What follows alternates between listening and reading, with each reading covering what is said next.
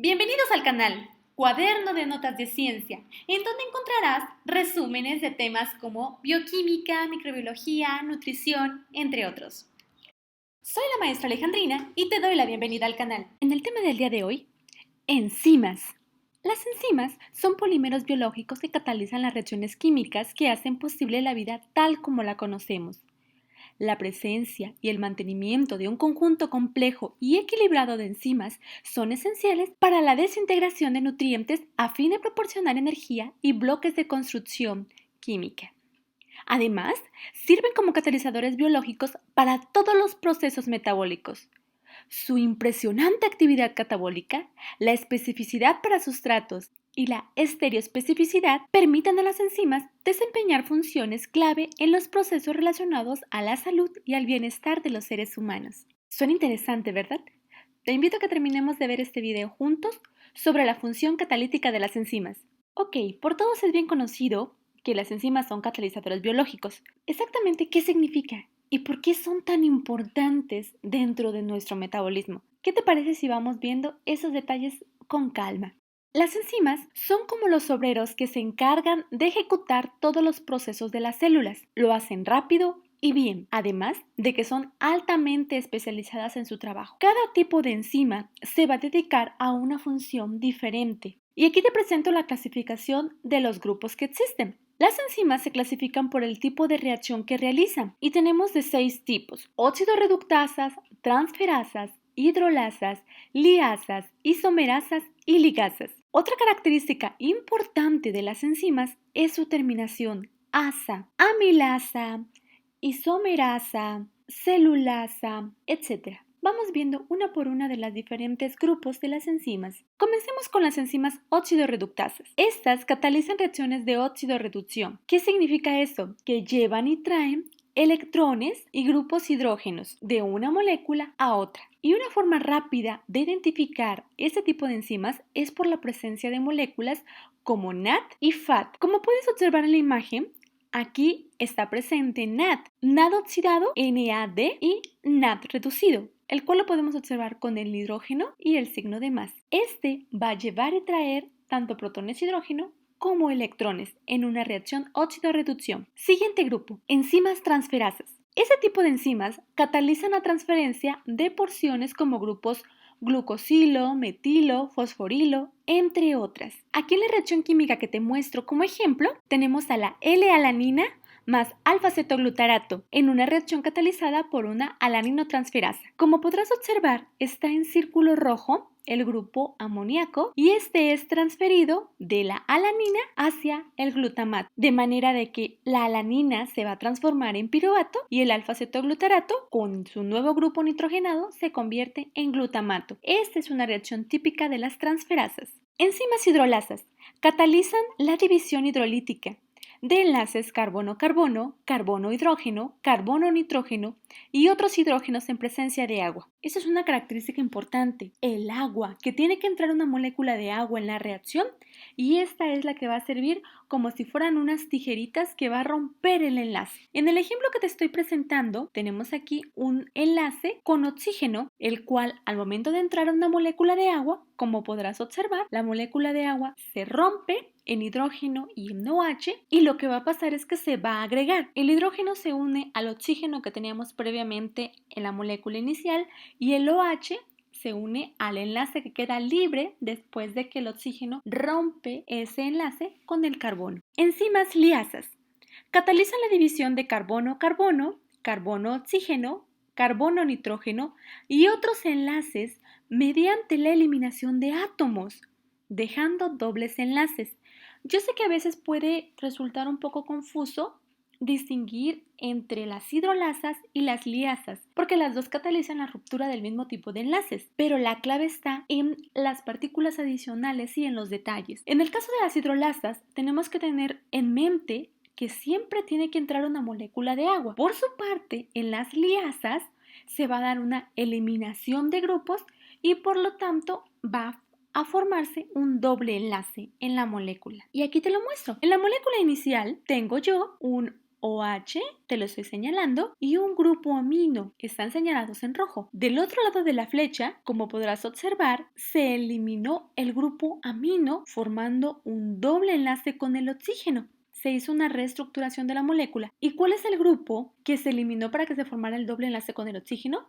Pues aquí lo tengo, un amoníaco, un NH3. Siguiente grupo, enzimas isomerasas. Este tipo de enzimas catalizan cambios geométricos o estructurales dentro de una molécula. En videos anteriores estuvimos hablando de lo que son los isómeros, el mismo número de elementos pero en diferente acomodo. La función de las isomerasas va a ser el reacomodo de los elementos dentro de una molécula y con esto muchas veces se va a cambiar también la función biológica que va a tener. Te muestro una molécula con 4 átomos de carbono y 10 átomos de hidrógeno en dos diferentes isómeros. Un butano, que tenemos una estructura lineal de 4 átomos de carbono, y un 2-metilpropano, en donde tenemos una cadena lineal de 3 átomos de carbono más un radical metilo. Los dos corresponden a la fórmula C4H10. Sin embargo, la estructura es muy diferente. Estos son isómeros. Enzimas ligasas catalizan la unión de dos moléculas acopladas a la hidrólisis. Voy a tener dos moléculas en un inicio y termino con una. Aquí te lo muestro. Del lado izquierdo de la pantalla tengo una molécula grande y voy a agregar un amonio, un NH4. Y al final, como podrás observar, se agrega en forma de grupo amino. Las enzimas, en su mayoría, son de naturaleza proteica. ¿Qué significa esto? Que más del 99% de las enzimas van a ser proteínas, que es una pequeña fracción, pero no podemos dejarlo pasar. Pues bien, si las enzimas son proteínas, significa que también tienen niveles de organización, estructura primaria, secundaria, terciaria y hasta cuaternaria, dependiendo del tipo de molécula que estemos hablando. Ya que estamos mencionando la estructura, nos adentraremos un poquito más en este tema. Muchas enzimas contienen pequeñas moléculas no proteicas e iones metálicos que participan de manera directa en la unión de sustratos. Estos son denominados grupos prostéticos, cofactores y coenzimas. Comencemos con los grupos prostéticos. Algunas proteínas contienen componentes químicos diferentes a los aminoácidos asociados de manera permanente. Estas proteínas se denominan conjugadas. Por tanto, la parte no aminoácida de una proteína conjugada se conoce como grupo prostético. Recordemos que habíamos hablado de ellas en el video de generalidades de clasificación de las proteínas. Abajo te dejo el enlace por si quieres consultarlo. Dentro de las proteínas conjugadas tenemos las glicoproteínas, que van a contener azúcares, lipoproteínas, que contienen lípidos, nucleoproteínas, están asociados con los ácidos nucleicos, cromoproteínas, que están relacionadas con la parte de metales y color, fosfoproteínas, contienen fósforo, y metaloproteínas, que creo que no se ocupa explicar. Ahora vamos con los cofactores. Los cofactores desempeñan funciones similares a los grupos prostéticos, pero se unen de manera transitoria y disociable a las enzimas o a un sustrato como el ATP. Por ende, al contrario de los grupos prostéticos asociados de manera estable, para que ocurra la catálisis debe haber cofactores en el medio que rodea a la enzima. Los cofactores más comunes son los iones metálicos, llamados activadores metálicos, y las enzimas que requieren un cofactor ion metálico se llaman enzimas activadas por metales, para distinguirlas de las metaloenzimas, para los cuales los iones metálicos sirven como grupos prostéticos. ¿Cuáles son los principales cofactores que vamos a encontrar en las enzimas? Magnesio, manganesio, calcio, hierro, cobre, y esto lo vemos muy seguido en el metabolismo. Por ejemplo, el magnesio es una parte súper importantísima porque lo vamos a ver implicado en la mayor parte de las reacciones de la vía central de los carbohidratos para la obtención de la energía, como en el caso de glicólisis, en el ciclo de Krebs lo vamos a estar viendo y en muchos otros. Ahora hablemos sobre las coenzimas. Las coenzimas son derivadas de vitaminas del complejo B.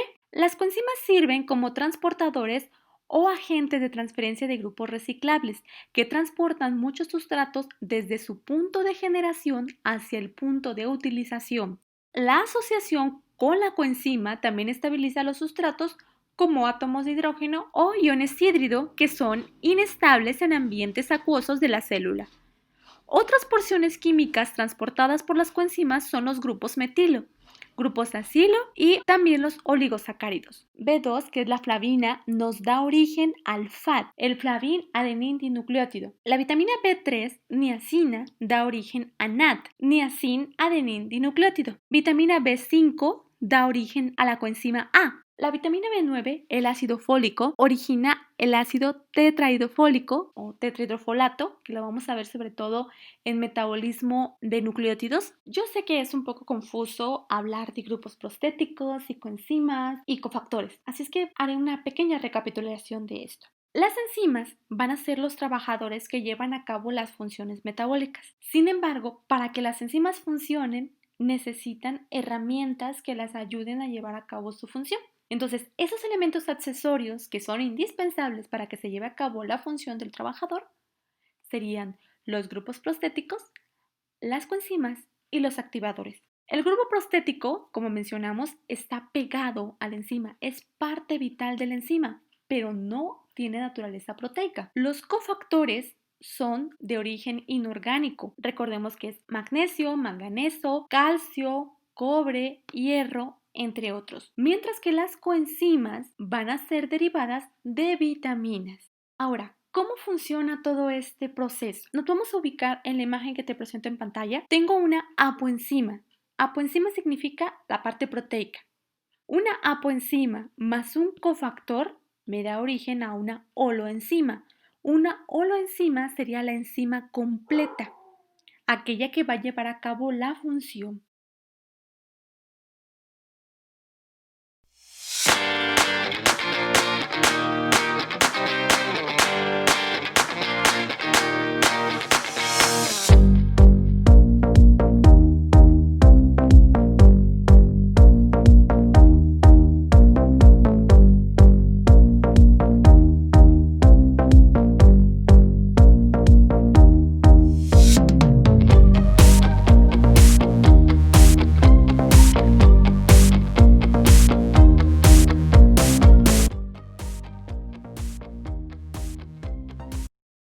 En la parte gris te estoy mostrando la parte de la apoenzima, la parte proteica. Como podrás observar, la coenzima embona exactamente en donde es la enzima y ayuda a formar el sitio activo o el centro activo donde va a llegar la materia prima que conocemos como sustrato. En el ejemplo específico que te pongo en pantalla, esa enzima también requiere de un cofactor inorgánico, un activador metálico. Si faltara la coenzima o el activador, no se va a formar el centro activo como tal y por lo tanto el sustrato no puede unirse y no puede llevarse a cabo la reacción química. Pero, ¿cómo exactamente lleva a cabo una enzima su función catalítica? Las enzimas tienen que reconocer primero el sustrato para posteriormente formar algo que se conoce como complejo enzima-sustrato, abreviado como ES. Y para explicar este proceso hay dos modelos propuestos. Uno que se llama llave y cerradura y otro que se conoce como el modelo inducido. En el caso de la llave y cerradura, es un modelo hipotético propuesto por Fischer en 1894, en donde el sustrato embona exactamente en el centro activo de la enzima. El centro activo es donde se va a llevar a cabo la reacción química de catálisis y al embonar se va a formar el complejo enzima-sustrato y entonces la enzima va a poder realizar su función química. El otro modelo es el acoplamiento inducido, también conocido como guante y mano. En esta hipótesis se habla de que la enzima no tiene la estructura apropiada para que el sustrato llegue y embone. Una vez que entran en contacto la enzima y el sustrato, la enzima se adapta, modifica su estructura química para que pueda adaptarse y embonar con el sustrato, tal y como lo hace un guante cuando se adapta a la forma de la mano. Cualquiera que sea el modelo correcto, una vez que se forma el complejo enzima-sustrato, ocurre la catálisis y luego se da el producto. Dentro del sistema enzimático tenemos una serie de participantes muy importantes. Tenemos el sustrato, la coenzima, el activador, la enzima, el producto y el inhibidor. Vamos a ir explicando uno por uno de ellos. Sustrato. molécula orgánica que comprende las biomoléculas, carbohidratos, lípidos, proteínas, nucleótidos, etc. El sustrato lo vamos a encontrar siempre donde inicia la flecha. También se le conoce como reactivo o reactante. Después tenemos el cofactor, que como hemos estado mencionando, usualmente es de origen inorgánico, que se conocen como activadores metálicos, magnesio, manganeso, cobre, calcio, hierro, de manera usual, pero puede haber otros. Tenemos la coenzima, cuya función va a ser llevar y traer grupos y son derivados de vitaminas del complejo B, B2, B3, B5, B9. Tenemos el producto, que son moléculas orgánicas originadas a partir de cambios químicos que la enzima le hizo al sustrato. El producto pues es lo que va a terminar de la reacción y este siempre lo vamos a ubicar al final de la flecha, donde está la punta de la flecha. Ahí vamos a observar. Tenemos otro componente que es el inhibidor, molécula que evita la formación del producto. Puede evitar la formación del complejo enzima-sustrato, puede evitar la liberación del producto y nos queda la parte más importante del sistema enzimático, que es la enzima. Enzima, catalizador biológico que va a actuar tomando el sustrato y transformándolo en producto. Recordemos que la enzima no se modifica durante la reacción química. Tal y cual yo empecé, tal y cual yo termino. Antes de despedirme, quiero dejarte una pregunta. Estuvimos hablando sobre la importancia de los cofactores y las coenzimas, que sin ellas no se lleva a cabo las reacciones químicas y sin reacciones químicas no hay metabolismo. Sin metabolismo no hay vida. Sencillo. Pero, ¿de dónde vienen las vitaminas y los cofactores que nuestro cuerpo necesita? ¿De dónde crees que provenga? Te pido por favor me escribas tu respuesta en los comentarios. Y si no tienes ni idea de dónde proviene, no te preocupes, también házmelo saber. Vamos a resolver esto en los próximos videos. Hasta aquí te dejo. Te pido por favor un like si te gustó o te sirvió esta información. Y te pido te suscribas a mi canal si no te has suscrito. Nos vemos en la próxima. ¡Hasta luego!